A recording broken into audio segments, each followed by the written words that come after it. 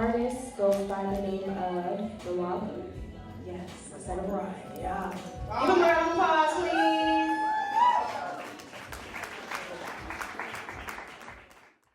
Mother to son.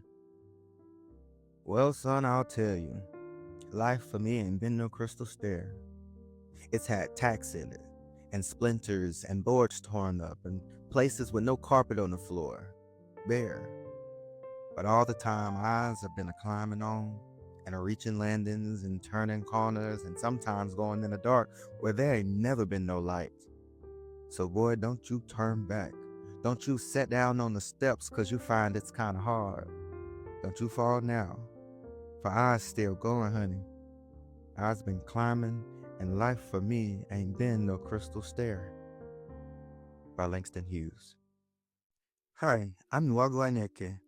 I sought to learn how staircases and hill climbs in downtown Tacoma can cultivate cultural and community uses of public space and leverage local identity.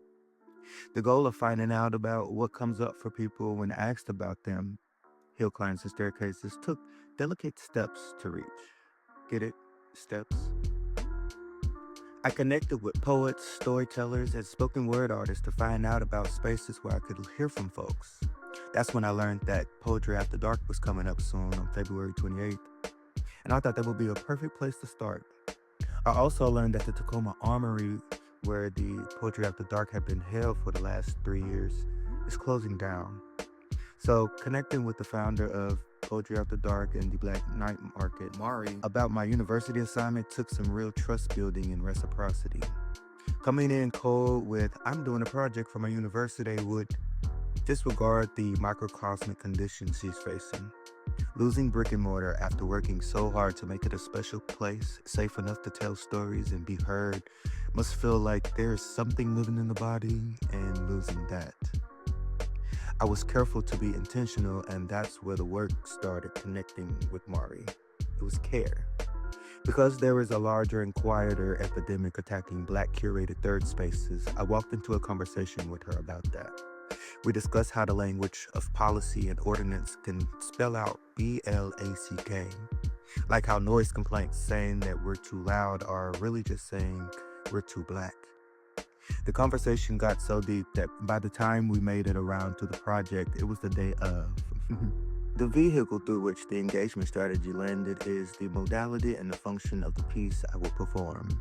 The modality of collective construction of a poem in real time demonstrates the enthusiasm of participants.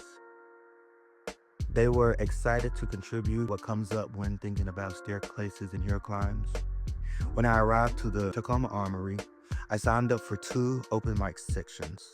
The first one was just for me, because I had a new poem that I wanted to recite. And the second one was to conduct the engagement. That way, I get a chance to participate once as a member of the group and another as a member of my cohort. I helped set up the space. I got folks signed in and signed up for the open mic space and helped close up. I recorded the audio of the beautiful and wise responses of the audience, who are technically the authors of this piece. The animation of the data report would allow you to hear the voices that live in Black curated third spaces. Thank you for listening. Artists go by the name of the Wabu. Yes, I said it right. Yeah. Give them a round of applause, please.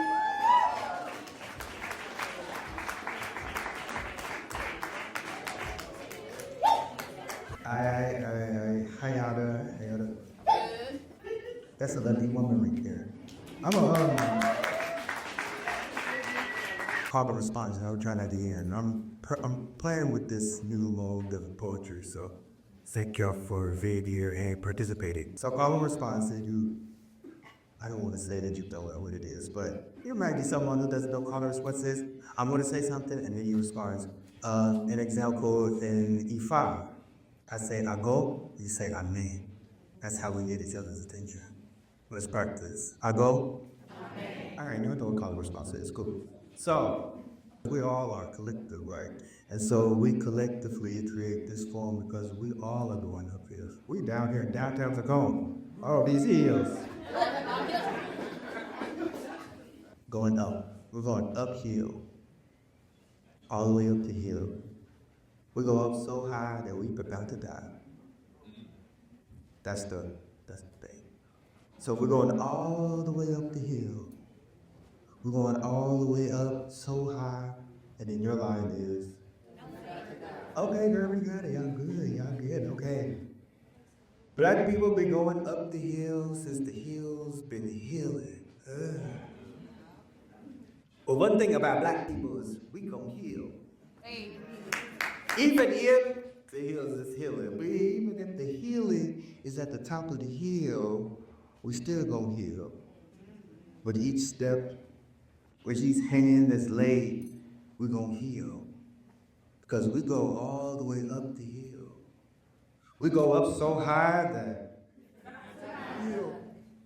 Tell me about your stories about going uphill. So the first, oh wow. So the first thing, And I got 5 minutes, so like. Resilience is resistance. We're going all the way up the hill, thank you. We're going up so high that. Hey.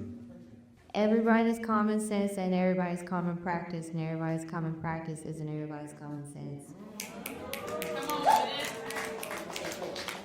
She going all the way up the hill. She going up so high that she. I mean, we're always going to have, things we have to overcome. But I think when you keep your eyes up, you don't look and you don't compare. Yeah, comparison is the enemy of joy. So, you got your own journey, you got your own path. So it's just you. It's just you. Yeah. We're going all the way up the hill, thank you. We're going up so high. We forgot to down. Oh. Immortality through those you teach.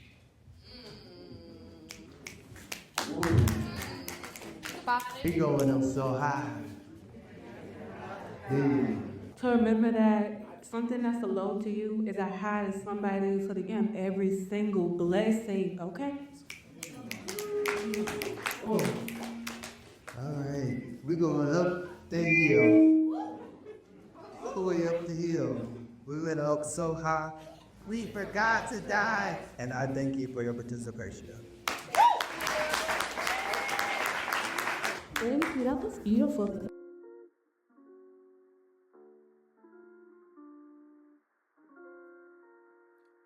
I think that went well. One thing I didn't take into account, though, was the number of folks I would be able to connect with. The data set only includes 5 people, 5 people who are actually very eager to contribute. But being on the mic at the event, an event that had a set schedule, I only had 5 minutes to perform the piece and to gather the data. Another thing is that my phone died right in the middle of the show. And I was going back up soon, and it was scary to think that I had gone through all of this just to not be able to collect the data. So I'll know for the next time to bring a charger or an external battery with me. Luckily, I live on campus, and the armory is not that far from the dormitory. I went home to grab my iPad, and that was how I was able to save the day.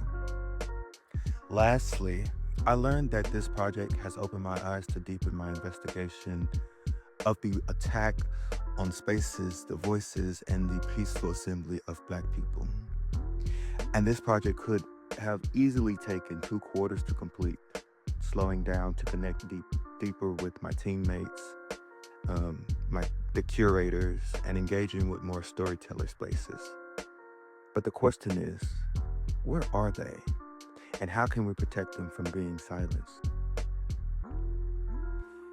Anywho, if you made it this far, you get to check out the upcoming events where I'll share out what I've learned in person. You can get an autograph, we can take pictures. Oh, and there will be refreshments. Thank you for watching. Stay Black.